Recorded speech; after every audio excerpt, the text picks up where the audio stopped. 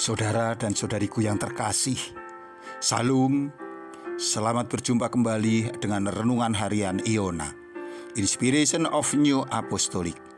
Damai sejahtera Tuhan Yesus Kristus kiranya senantiasa menyertai kita.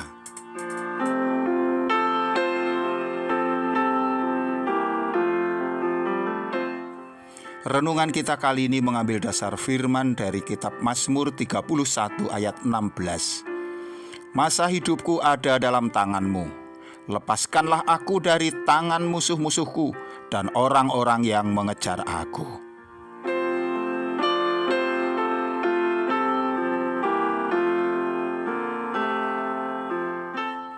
Saudara dan saudari yang terkasih, apabila kita membaca kitab Mazmur pasal 31 dan melihat pada gambaran-gambaran yang digunakan, kita akan bisa mengenali situasi-situasi serupa yang terjadi di dalam hidup kita.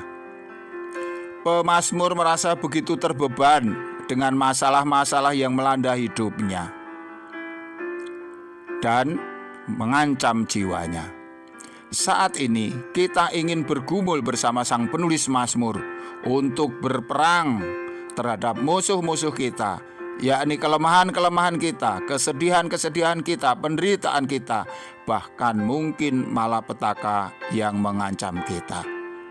Sebagaimana sang penulis Mazmur yang sudah dengan gigih berjuang, akhirnya dapat menyatakan sebuah pernyataan yang indah. Ayat 22 menyatakan, "Terpujilah Tuhan, sebab kasih setianya ditunjukkannya kepadaku dengan ajaib pada waktu kesesakan."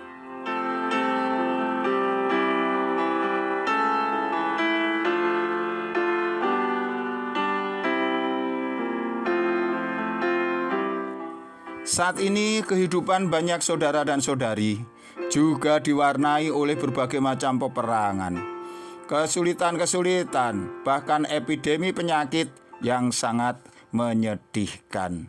Penderitaan bahkan kesengsaraan masih dialami bahkan oleh umat pilihan Tuhan sendiri.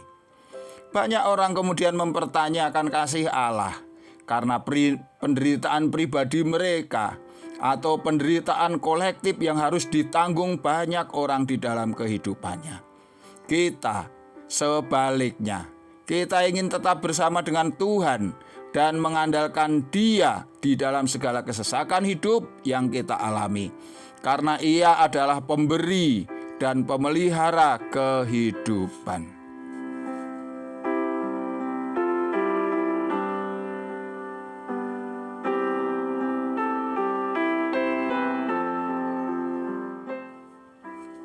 Pemazmur menyadari bahwa meski semua peristiwa-peristiwa yang tidak terduga ini dan ketidakpastian ini, nasib manusia tetap ada di dalam tangan Allah. Nas Alkitab kita bukan sebuah pernyataan pengunduran diri atau keputusasaan, tetapi justru sebuah pernyataan iman yang kuat dengan kepercayaan bahwa Allah turut bekerja dalam segala sesuatu untuk mendatangkan kebaikan bagi mereka yang mengasihi Dia.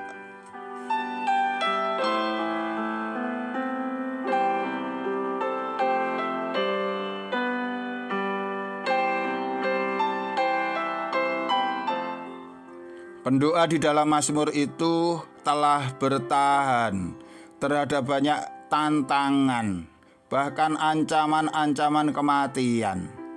Tetapi ia terus memohon kepada Allah untuk menerangi hidupnya. Mazmur 31 ayat 17. "Buatlah wajahmu bercahaya atas hamba-Mu, selamatkanlah aku oleh kasih setiamu." Kehidupan berasal dari Allah, dan bahkan perjalanan kehidupan seseorang tidak terjadi secara mandiri dari keinginan ataupun kehendaknya sendiri. Marilah kita dengan setia menyerahkan diri kita kepada kasih karunia Allah, Yesus Kristus yang adalah teladan yang jelas bagi kita untuk hal ini. Karena Ia mengutip satu bagian ayat ini dengan tepat sebelum Tuhan mengalami kematiannya pada kayu salib. Lukas 23 ayat 46. Ya Bapa, ke dalam tangan-Mu kuserahkan nyawamu. Di masa-masa sulit, ketika ada ancaman-ancaman dan permusuhan, kesadaran ini memberi kita tenaga. Mungkin kita pun merasa ditinggalkan dan ditolak oleh orang di sekitar kita. Tetapi ada Dia yang tidak akan pernah menolak kita, yang tidak akan pernah meninggalkan kita, yang tidak akan pernah melupakan kita. Dia adalah Allah kita yang setia.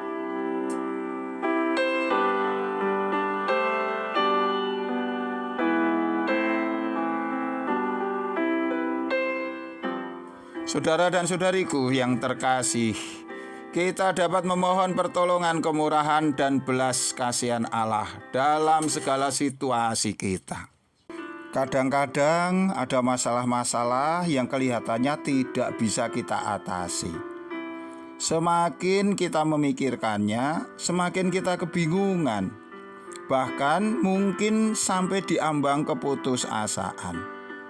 Semakin kita ingin bangkit, seolah-olah kita bahkan semakin terperosok kian dalam. Dalam situasi yang demikian, kita tidak boleh jengkel. Kita harus tetap sadar bahwa kita memang manusia yang kecil, lemah, serta 100% sepenuhnya kita tergantung kepada kemurahan Allah. Yakinlah, kepastian bahwa Allah berbelas kasih kepada kita, menguatkan kita, dan menyemangati kita dalam situasi-situasi yang khusus demikian ini. Jika kita bertekad untuk tetap bersamanya, barulah peristiwa-peristiwa dan pengalaman-pengalaman yang negatif yang mengganggu kita, begitu juga dampak-dampaknya pada hidup kita, tidak akan berhasil memisahkan kita dari Allah, tetapi bahkan membuat hubungan kita dengan Tuhan menjadi semakin kuat.